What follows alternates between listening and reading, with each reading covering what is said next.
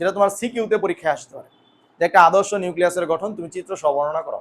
এটা তোমরা সবাই পারো, একদম ছোটবেলা থেকেই পড়ছো যে নিউক্লিয়াসের গঠন চিত্র খুব ভালো পারো। দেখো খেয়াল করো যে একটা আদর্শ নিউক্লিয়াস যদি আমরা বলি তাহলে তার 4টা অংশ থাকবে। কয়টা অংশ বলো? 4টা অংশ। Number 1, nuclear envelope. শোনো, এনভেলপ শব্দের অর্থ হলো পর্দা, যেটাকে আরেকটা ইংরেজিতে বলা হয় মেমব্রেন। তাহলে বলতো নিউক্লিয়ার মেমব্রেন যে কথা, নিউক্লিয়ার এনভেলপ একই কথা। বাংলায় যদি আমি বলি নিউক্লিয়ার ঝিল্লি, নিউক্লিয়ার পর্দা, নিউক্লিয়ার আবরণী, সব কি একই কথা। দেখো আমরা কোষ ঝিল্লি পড়ানোর সময় আমরা বলছিলাম যে কোষ ঝিল্লির আরেকটা নাম হলো প্লাজমা লেমা। এটা পড়ানোর সময় তোমার শেখানো হয়েছিল যে লেমা মানে কি বলতো? লেমা মানে হলো আবরণ। তাইলে যদি আমি বলি নিউক্লিয়ার মেমব্রেন, খেয়াল করো, বা আমি বললাম নিউক্লিয়ার এনভেলপ, আমি যদি এটাকে লেমা শব্দ দিয়ে চেঞ্জ করতে চাই তখন আমি এটাকে বলতে পারি নিউক্লিও লেমা। তাহলে নিউক্লিও লেমা যে কথা, নিউক্লিয়ার এনভেলপ, নিউক্লিয়ার মেমব্রেন একই কথা। ওকে, দেখো আবার গ্রিক ভাষায় কেরিও শব্দের অর্থ কি বলতো? নিউক্লিয়াস। আবার একটা টার্ম আছে থিকা, থিকা মানেও আবরণ, তাহলে এটাকে আমরা আবার বলতে পারি কেরিও থিকা। তাহলে এই দুটো এক্সট্রা বললাম, বইয়ের মধ্যে লিখে নিবা। তাহলে যাহাই কেরিও থিকা তাহাই নিউক্লিও লেমা, ওটাই নিউক্লিয়ার মেমব্রেন, ওটাই নিউক্লিয়ার এনভেলপ, সব একই জিনিস, জাস্ট ভাষাটা আলাদা। কথা বুঝতে পারছো? ওকে, আচ্ছা, আমরা নিউক্লিয়াসের আবরণীর ব্যাপারে কোনো কনফিউশন রাখা যাবে না। প্রথম কথা, নিউক্লিয়াসের আবরণী 2টা, নিউক্লিয়াসের ঝিল্লি 2টা, যার প্রত্যেকটা ঝিল্লি হলো দ্বিস্তরী। কথা বুঝতে পারছো? তার মানে ডাবল মেমব্রেন। ওকে, তাইলে দ্বিস্তরী 2টি আবরণী দিয়ে আবৃত থাকবে। ওকে, আচ্ছা, এখন নিউক্লিয়াসের আবরণকে বলা হয় এই যে নিউক্লিয়ার এনভেলপ। এটা তো এমনিই পারবা। এই এনভেলপের একটা স্পেশাল বৈশিষ্ট্য হলো সাধারণত অন্যান্য অঙ্গাণুর আবরণীতে আমরা কোনো ছিদ্র দেখি না, তবে এই নিউক্লিয়াসের আবরণীতে অনেকগুলা ছিদ্র থাকবে, পোর আছে, অনেকগুলা পোর আছে।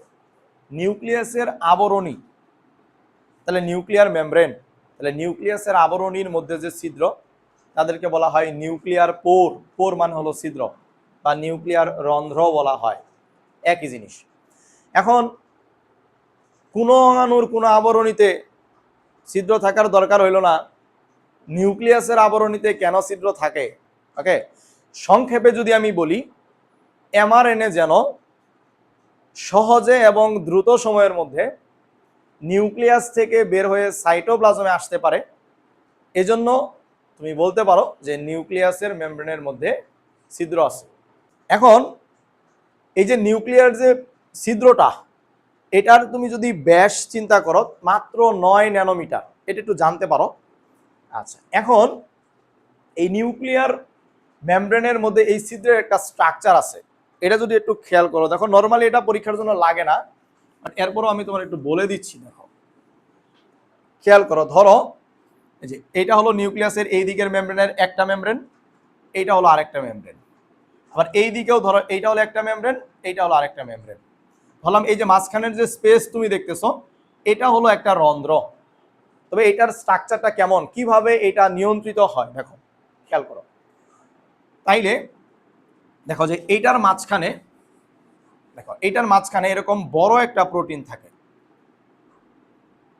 এরকম বড় একটা প্রোটিন থাকে। এইটার কাজ মূলত, আমরা যদি এই ভিতরের সাইডটাকে চিন্তা করি নিউক্লিয়াসের ভিতরের দিক, আর তাহলে এটা কি সাইটোপ্লাজমের দিক। এখন সাইটোপ্লাজম থেকে নিউক্লিয়াসের ভিতরে কোনো কিছু আদান প্রদান নিয়ন্ত্রণ করে মেইনলি এই বড় প্রোটিনটা। মানে ধরো এই পাশ থেকে কোনো কিছুকে এই পাশে ট্রান্সফার করে, এই পাশ থেকে কোনো কিছুকে এই পাশে ট্রান্সফার করে, এজন্য তারা বলে ট্রান্সপোর্টার। তাহলে এই বড় যে প্রোটিনটা আছে, বলো এই প্রোটিনের নাম কি? Transporter protein. এটা যেন জায়গা মতো ঠিক থাকে এই জন্য এই মেমব্রেনের দিক থেকে একটা অ্যাঙ্কর প্রোটিন গিয়ে এটাকে ধরে রাখে। এই যেরকম দুই পাশ থেকে অ্যাঙ্কর প্রোটিন এটাকে ধরে রাখে। তাহলে এই যে এই প্রোটিনগুলোকে বলা হয় কি? Anchor protein. নোংর করে রাখছে যেন এটা ছুটে না যায়। তাহলে দেখো এই যে এইটা এইটা এগুলো কি? এই দুইটা হলো নিউক্লিয়াসের মেমব্রেন, এটা ভিতরে এটা বাইরের। আর এটা হলো বড় প্রোটিনটা, ট্রান্সপোর্টার প্রোটিন, যেটা মূলত ট্রান্সফার করবে। এটাকে এই যে নিউক্লিয়ার মেমব্রেন থেকে এটাকে গিয়ে ধরে রাখলো যে প্রোটিনগুলো, এই দুইটাকে আমরা বলতেছি কি প্রোটিন? নোঙর করা প্রোটিন, ইংরেজিতে বলা হয় অ্যাঙ্কর প্রোটিন। অ্যাঙ্কর প্রোটিন, ওকে। এটা এবার দেখো, এই ট্রান্সপোর্টারের মাথাটা যেদিকে ওপেন, এই মাথার চারপাশে এরকম গুল গুল 8টা প্রোটিন থাকে। তুমি চিন্তা করো যে ধরো এটা হলো ট্রান্সপোর্টারটা, তাহলে এর মুখের প্রান্তে এরকম চারদিকে এরকম 8টা ছোট ছোট প্রোটিন আছে। সেম পিছনের প্রান্তের দিকে এরকম ছোট ছোট 8টা প্রোটিন আছে। 8টা প্রোটিন গ্র্যানিউল বলা হয়। তাহলে এই যে এরকম এইখানেও তুমি এরকম 8টা প্রোটিন পাবা।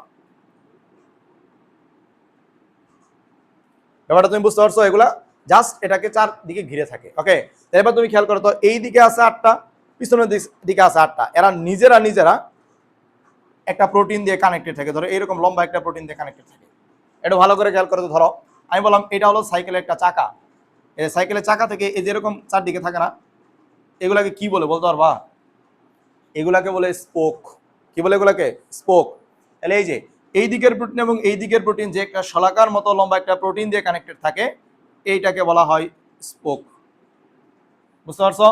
আবার এই যে এই প্রোটিনগুলো থেকে এরকম এদিকে কিছু এরকম সুতার মতো বের হয়, এরা সবাই গিয়ে একটা স্ট্রাকচারে যুক্ত হয়। এটার খাঁচা মনে হইতেছে না? এটার খাঁচা বলা হয় আর কি, ওকে। বলতো এই দিকটা নিউক্লিয়াসের ভিতরের দিকে না বাইরের দিকে? ভিতরের দিকে, হ্যাঁ। সো এতটুকুন স্ট্রাকচার এই সম্পর্কে মনে রাখলে মোর দেন এনাফ। কথা বুঝতে পারছো? ওকে, তাহলে আমরা একটু সামারি করি। এই যে দুই দিকের মেমব্রেন, মাঝখানে বড় প্রোটিনটাকে বলা হয় ট্রান্সপোর্টার প্রোটিন। এই ট্রান্সপোর্টার প্রোটিনকে দুই দিক থেকে ধরে রাখছে অ্যাঙ্কর প্রোটিন। এটার সামনের দিকে পেছনের দিকে এরকম ঘিরে 8টা প্রোটিন গ্র্যানিউল আছে, যেগুলো দিয়ে এই ছিদ্রটা নিয়ন্ত্রিত হয়। এবং ভেতরের দিকে এরকম একটা খাঁচার মতো স্ট্রাকচার আছে, এটা নিউক্লিয়াসের ভেতরের দিকে।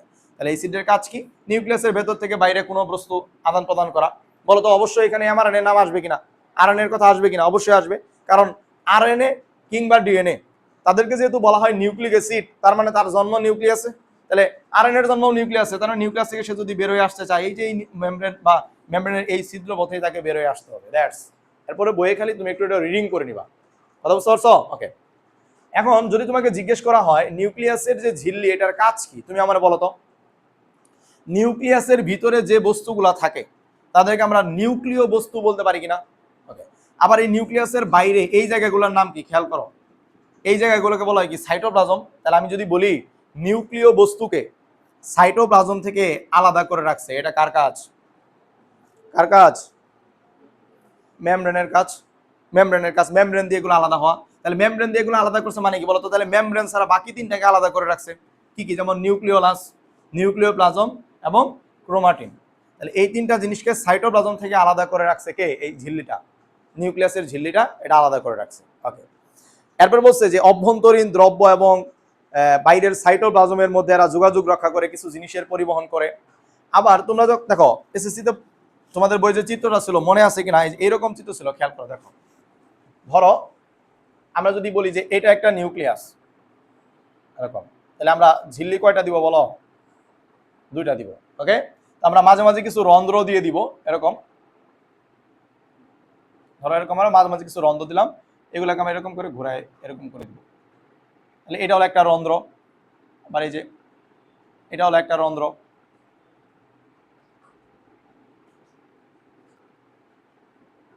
এটা হলো একটা রন্ধ্র, ওকে। তাহলে আমরা এখানে 2টা করে মেমব্রেন দিয়ে দিলাম, হ্যাঁ। এটাকে আমরা বলবো বাইরের মেমব্রেন, এটাকে আমরা বলবো ভিতরের মেমব্রেন। এই যেগুলো আমরা রন্ধ্র দেখতে পাচ্ছি, এরকম অসংখ্য থাকে। আমাদের তো চিত্রতে এত বেশি দেখাইতে হবে না, ওকে। কিন্তু আমরা দেখছিলাম যে এই যে এইখানে একটা জায়গায় এরকম, যে ধরো এই যে এই বাইরের মেমব্রেনটা এসে এরকম এরকম যুক্ত ছিল। বলতো এই স্ট্রাকচারগুলোর নাম কি? এই স্ট্রাকচারগুলোর নাম কি বলো? Endoplasmic reticulum. তাহলে নিউক্লিয়াসের বাইরের মেমব্রেনটা এন্ডোপ্লাজমিক রেটিকুলামের সাথে যুক্ত হয়। এন্ডোপ্লাজমিক রেটিকুলামের সাথে যুক্ত হলে বলতো নিউক্লিয়াসটা স্ট্যাবিলিটি বাড়লো কিনা? এর সাথে যুক্ত হলে তার মানে কি? তার স্ট্যাবিলিটি বাড়লো, ওকে। এইটা ঝিল্লির একটা কাজ, কারণ ঝিল্লির মাধ্যমে কিন্তু সে এন্ডোপ্লাজমিক রেটিকুলামের সাথে যুক্ত হয়েছে, ওকে। আচ্ছা, আবার যদি বলা হয় যে ভিতরে যে উৎপন্ন দ্রব্যগুলা এই ছিদ্রের মাধ্যমে সাইটোপ্লাজমে পাঠানো, যেহেতু ছিদ্রটা নিউক্লিয়াসের মেমব্রেনেরই ছিদ্র, তার মানে এটাও নিউক্লিয়াসের মেমব্রেনের একটা কাজ হিসেবে আমরা বলতে পারি। তাহলে বুঝতে পারছো? ওকে, ঠিক আছে। দেখো তাইলে আমাদের প্রথম গাঠনিক উপাদান পড়া শেষ। এরপর আমরা যদি নিউক্লিয়াসের ভিতরে যাই তাহলে আমরা কিছু ফ্লুইড পোর্শন দেখতে পাবো। এই যে ফ্লুইড গুলা দেখো, প্রথম কথা এটা হলো প্লাজমা। প্রথম কথা কি? এটা প্লাজমা। প্লাজমাটা যদি কোষের মধ্যে থাকে তখন তাকে আমরা বলি সাইটোপ্লাজমা। আর এই প্লাজমাটা যদি নিউক্লিয়াসের মধ্যে থাকে বলো, তখন এই প্লাজমাটাকে আমরা বলতে পারি কিনা এটা হলো নিউক্লিয় প্লাজম বা প্লাজমা, একই জিনিস। ওকে, আবার খেয়াল করো, দেখো যে এই নিউক্লিয়াসকে যখন আমরা বায়োলজিতে কি বলি? কেরিও। কি বলি বলো? কেরিও। আবার লিম্ফ শব্দের অর্থ হলো ফ্লুইড, ক্লিয়ার ফ্লুইড। স্বচ্ছ ফ্লুইডটাকে বলা হয় লিম্ফ। বলতো লিম্ফ মানে কি? স্বচ্ছ ফ্লুইড। তাহলে এইটা হলো স্বচ্ছ। আবার নিউক্লিয়াসের ভিতরে, তাহলে এটাকে আমরা বলতে পারি কিনা এটা হলো কেরিও লিম্ফ। বুঝতে পারছো? তার মানে কেরিও লিম্ফ শব্দের অর্থ কি? নিউক্লিয়াসের ভিতরে থাকা স্বচ্ছ ফ্লুইড। আরে ওটাকেই বলা হয় নিউক্লিয় প্লাজম বা নিউক্লিয় প্লাজমা, একই জিনিস। কথা বুঝতে পারছো? ওকে, বইয়ের মধ্যে দেখবা যে নিউক্লিয়ার এনভেলপ দ্বারা আবৃত স্বচ্ছ যে তরল পদার্থ আছে তাকে বলা হয় নিউক্লিয়ার প্লাজম, একে কেরিও লিম্ফও বলা হয়। এটা মুখস্থ করার কিছু নাই, তুমি টার্মিনোলজি জানলে এটা এমনি পারবা। ওকে, এরপরে বলছে বলতো এই যে নিউক্লিয় প্লাজম যেটা, এই ফ্লুইডটা এটা কি সাইটোপ্লাজমিক না প্রোটোপ্লাজমিক? প্রোটোপ্লাজমিক। কারণ আমরা জানি নিউক্লিয়াস সাইটোপ্লাজমের অংশ নয়, এটা প্রোটোপ্লাজমের অংশ। এজন্য এখানকার ফ্লুইডগুলোকে আমরা বলবো এটা হলো প্রোটোপ্লাজমিক ফ্লুইড। ওকে, এখন বলছে যে এর এর এর মধ্যে কি থাকে বলতো? এই ফ্লুইডের মধ্যে কি কি থাকে? দুইটা থাকে জাস্ট। এই যে এইদিকে থাকে একটা কি নিউক্লিওলাস এবং সুতার মতো যে ক্রোমাটিন, এইগুলা এই ফ্লুইডের মধ্যেই থাকে। ওকে, এখন যদি বলা হয় তাহলে এই নিউক্লিয় প্লাজমের কাজ কি, তাহলে তুমি বলতে পারো কিনা যে ক্রোমাটিন জালিকা ধারণ করা, কারণ এর মধ্যেই ক্রোমাটিন জালিকা থাকে। এরপরে তুমি বলতে পারো কিনা যে নিউক্লিওলাস ধারণ করা, কারণ নিউক্লিয়াসটা এটার মধ্যেই থাকে। এরপর বলছে যে নিউক্লিয়াসের বিভিন্ন কাজে সাহায্য করা, কারণ তুমি খেয়াল করো নিউক্লিয়াসের মধ্যে যে কাজগুলো হয় এগুলোর জন্য কি এই নিউক্লিয় প্লাজমের হেল্প লাগে কিনা? অবশ্যই লাগে, কারণ নিউক্লিয় প্লাজমের মধ্যে অনেক এনজাইম আছে, ওইগুলা অনেক কাজে নিউক্লিয়াসকে হেল্প করে। ওকে, এরপর আমরা বলতে পারি যে এনজাইমের কাজের মূল ক্ষেত্র হিসেবে কাজ করে। কারণ খেয়াল করে দেখো, এনজাইম কাজ করতে চাইলে তার জন্য জলীয় মাধ্যম দরকার আছে। যেখানে পানি নাই ওখানে এনজাইম কাজ করতে পারবে না। কথা বুঝতে পারছো? এই জন্যই তো প্রোটোপ্লাজমকে বলা হয় জীবনের ভৌতভিত্তি, কারণ প্রোটোপ্লাজমের 70 to 90% হলো পানি। ওখানে এনজাইম ঠিক মতো কাজ করতে পারে, এনজাইম কাজ করতে পারলে জীবনের লক্ষণ প্রকাশ পায়। তাহলে নিউক্লিয়াসের মধ্যে যে নিউক্লিয় প্লাজম বলে এর মধ্যে পানি আছে কিনা?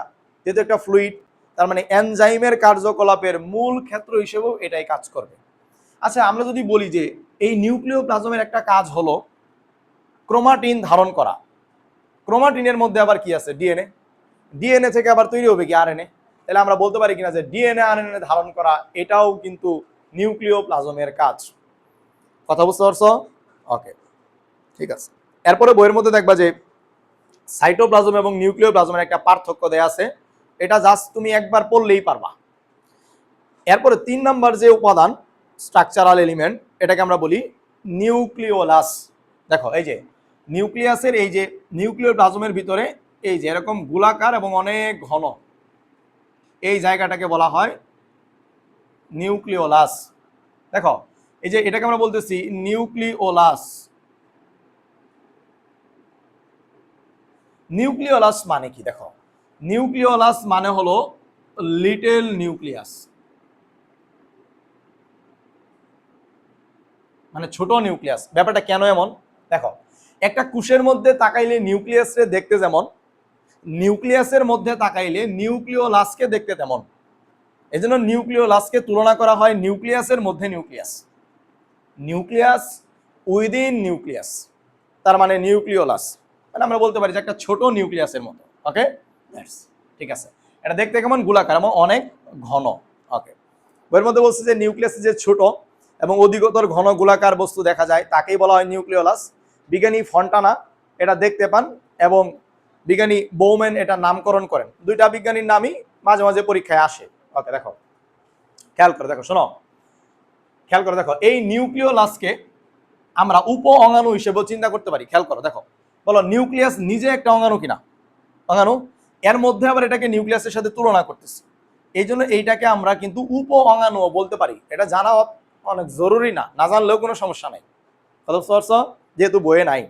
ওকে, দেখো এখন বলছে যে এই নিউক্লিওলাসটা সাধারণত ক্রোমোজোমের একটা অংশের সাথে যুক্ত থাকে। আমরা যখন ক্রোমোজোমের গঠন করবো তখন দেখবো, দেখো খেয়াল করো, আমরা যদি বলি যে এটা যদি হয় একটা ক্রোমোজোম, খেয়াল করে দেখো, এটা হলো তার সেন্ট্রোমিয়ার, ধরলাম এইটা হলো একটা বাহু, এইটা হলো তার একটা বাহু। ওকে, কিছু ক্রোমোজোমের ক্ষেত্রে হয় কি যে এই যে এখানে এরকম আর একটা গোল অংশ লাগানো থাকে, এই অংশটাকে বলা হয় স্যাটেলাইট। আর যে ক্রোমোজোমের সাথে স্যাটেলাইট থাকে তারে বলা হয় স্যাট ক্রোমোজোম। এই স্যাটেলাইট অংশগুলাই একসাথে হয়ে মূলত এই যে নিউক্লিওলাসের সাথে যুক্ত থাকে। এই বইয়ের মধ্যে এটাই বলছে, দেখো কি বলছে যে ক্রোমোজোমের যে স্থানটিতে এটি লাগানো থাকে ওই স্থানটিকে বলা হয় স্যাট বা স্যাটেলাইট। কথা বুঝতে পারছো? সংখ্যা বলছি কি যে এক মানে প্রতি নিউক্লিয়াসে সাধারণত একটা নিউক্লিওলাস থাকে। এখন তুমি আবারও আমি একটু তোমাকে পুরান পড়াশোনা থেকে ঘুরাই নিয়ে আসি, দেখো পড়াশোনা মজার, বুঝলে? তুমি বলো তো যে কোষের প্রোটিন ফ্যাক্টরিকে রাইবোজোম, কিন্তু কোষের রাইবোজোম ফ্যাক্টরিকে নিউক্লিওলাস। ধরো আমি বললাম, ধরো এটা একটা কোষ, আমি বললাম এই কোষের মধ্যে প্রচুর পরিমাণে প্রোটিন তৈরি হইতে হবে, তাইলে বলতো এই কোষের মধ্যে রাইবোজোম কম দরকার না বেশি দরকার? বেশি দরকার।